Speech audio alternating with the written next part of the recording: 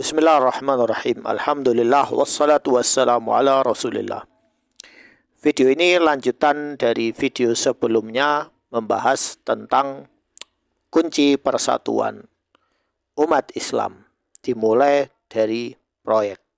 Dan proyek ini sudah ditata oleh Rasulullah Shallallahu Alaihi Wasallam, dilanjutkan oleh para sahabat. Nah, di sini saya membahas tentang surat At-Taubah ayat 30. A'udzu billahi minasyaitonir rajim.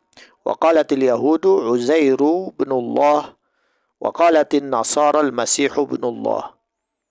Dzalika qawluhum bi afwahihim yudhahi'una qawla alladhina kafaru min qabl.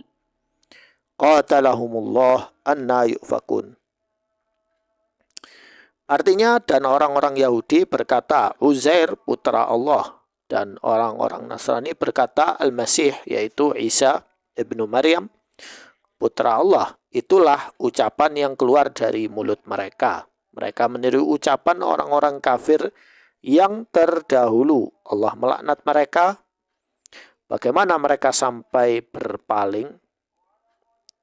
Kemudian di ayat berikutnya, saya bacakan artinya langsung karena ini sudah dekat Isya. Mereka menjadikan orang-orang alim Yahudi dan rohib-rohibnya, ya. Jadi ahbar itu orang-orang yang ahli ilmu. Sedangkan ruhban yaitu ahli-ahli ibadah. Rohib-rohib, ya, orang Nasrani sebagai Tuhan selain Allah. Dan juga Al-Masih putra Maryam. Padahal mereka hanya disuruh menyembah Tuhan yang Maha Satu. Tidak ada Tuhan yang berhak disembah melainkan Dia. Maha suci Dia dari apa yang mereka persekutukan. Mereka mematuhi ajaran orang-orang alim dan rahib-rahib mereka dengan membabi buta, yaitu taklid buta, ghulu, dan sejenisnya.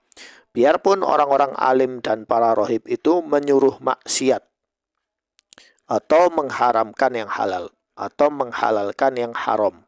Ya. Kemudian di ayat berikutnya, ayat 32, mereka hendak memadamkan cahaya Allah dengan mulut ucapan-ucapan mereka, tetapi Allah menolaknya, malah berkehendak menyempurnakan cahayanya walaupun orang-orang kafir itu tidak menyukai. Jadi mereka selalu ingin memurtadkan umat Islam. Tapi mereka tidak berhasil.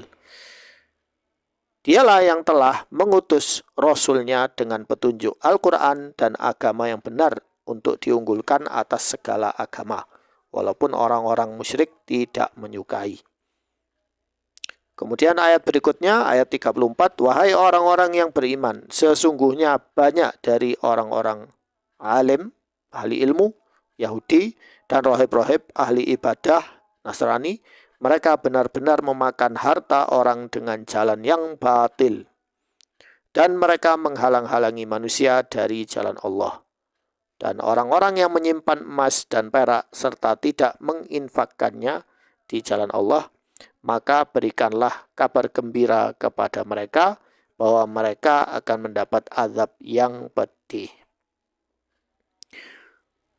Jadi ini adalah kebiasaan buruk mereka, yaitu memakan harta pengikutnya dengan cara yang batil. Ya, makan harta pengikutnya dengan cara yang batil. Jadi ini jelas menunjukkan bahwa mereka ini mengikuti orang-orang dari Ahlul Kitab. Kebiasaan ini masih berlanjut di kalangan sebagian umat Islam.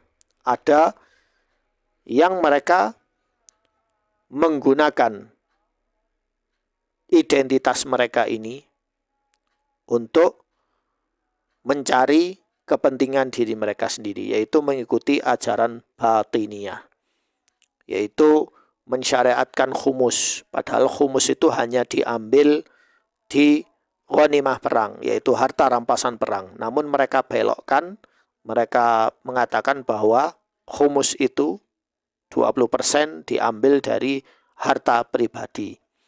Begitu juga pembagian zakat harusnya dibagi dengan pembagian yang adil, tapi dikorupsi. Begitu juga dengan harta-harta ya yang dikumpulkan di Baitul Mal dikorupsi. Lalu mereka menggunakan dalil untuk membenarkan hal demikian. Ya. Termasuk juga di sini peringatan bagi orang-orang yang menumpukkan harta dan mereka tidak menginfakkannya untuk kepentingan syariat Islam, ya, untuk jihad, ya, fisabilillah, untuk jihad, untuk kepentingan umat Islam, ya, tapi untuk ditumpuk gitu saja, tidak dibayar zakatnya, ya, terpana dengan kehidupan dunia yang fana ini. Ya, maka bagi mereka itu ya, azab yang sangat pedih. Ingatlah pada hari ketika emas dan perak dipanaskan dalam neraka jahanam, lalu dengan itu disetrika dahi, lambung, dan punggung mereka, seraya dikatakan kepada mereka, inilah harta bendamu yang kamu simpan untuk dirimu sendiri, maka rasakanlah akibat dari apa yang kamu simpan itu. Jadi seperti itu. Nah, jadi ini adalah peringatan dari Allah Subhanahu wa Ta'ala untuk tidak meniru cara orang-orang Yahudi dan Nasrani. Dan juga tidak meniru ajaran kaum musyrikin batiniyah, ya, yang mereka merubah manusia sebagai Tuhan. Nah, dengan cara-cara seperti itu. Sekian, semoga bermanfaat.